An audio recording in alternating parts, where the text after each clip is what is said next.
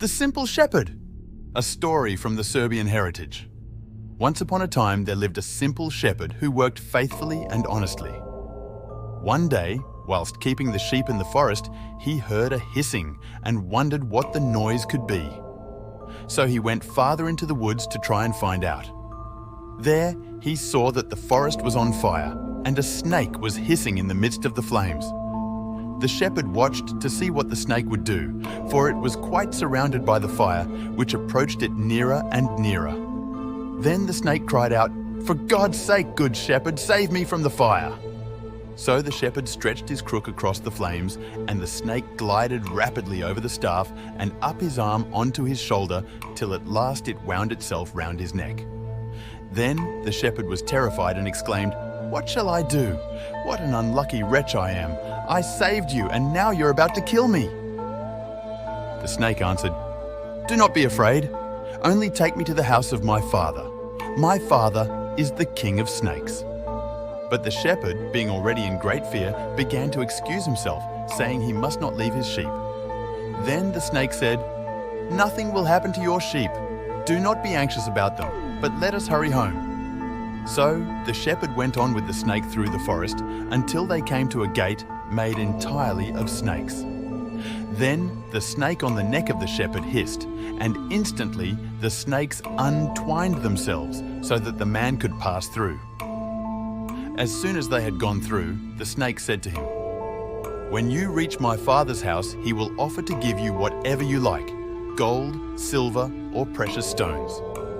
Do not, however, take any of these things. Choose instead the language of animals. He will hesitate at first, but at last he will give it to you." Meanwhile, they arrived at the palace, and the king of snakes said, weeping, "For God's sake, my child, where were you?" Thereupon the snake told him all that had happened, how he had been surrounded by fire, and the shepherd had saved him.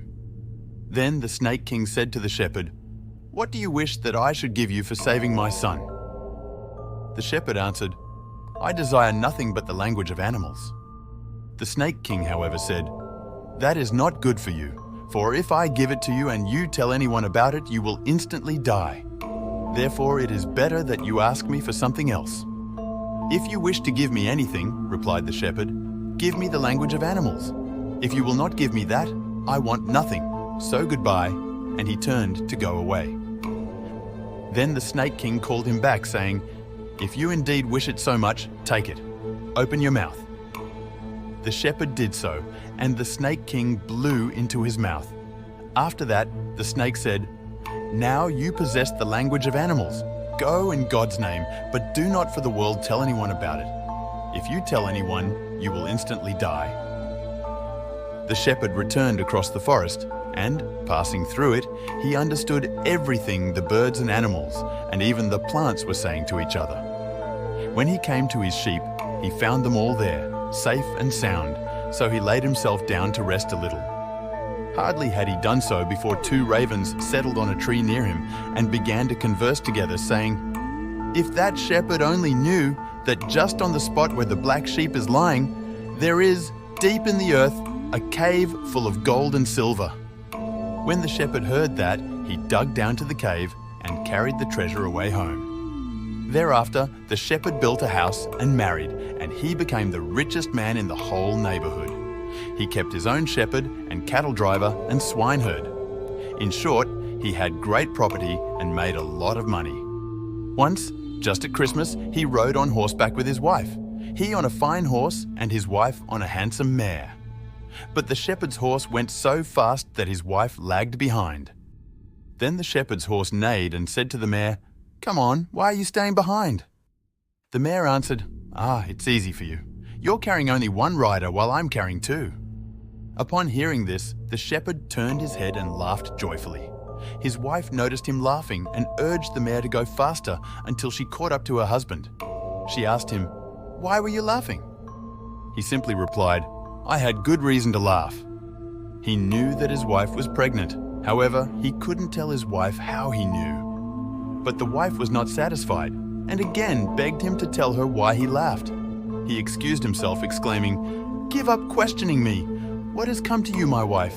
I forget now why I laughed."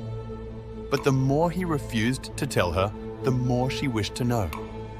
At last the man said, "If I tell you, I shall die immediately." That, however, did not quiet her, and she kept on asking, saying to him, "You must tell me." In the meantime, they reached their house. When they had done so, the man ordered a coffin to be made, and, when it was ready, had it placed in front of the house and laid himself down in it. Then he said to his wife, "Now I will tell you why I laughed, but the moment I tell you, I shall die." So he looked around once more and saw that the old dog had come from the field and had taken his stand over his head and was howling. When the man noticed this, he said to his wife, "Bring a piece of bread for this poor dog." The wife brought a piece and threw it to the dog, but the dog did not even look at it, and a cock came near and began to peck at it. Then the dog said to the cock, "You think only about eating. Do you know that our master is going to die?" The cock said, "Let him die if he wants. I won't risk my life to tell a secret that doesn't matter to someone else. I won't ruin my happy life for others." Hearing this, the man got out of the coffin and angrily told his wife, "I won't tell you why I laughed." Seeing him angry for the first time, his wife stopped asking, knowing it wasn't worth upsetting him, and she never asked again. This story teaches us to lend a helping hand without expecting anything in return. It reminds us not to sacrifice our own happiness to please others. Instead, prioritize your own happiness while caring for those you love.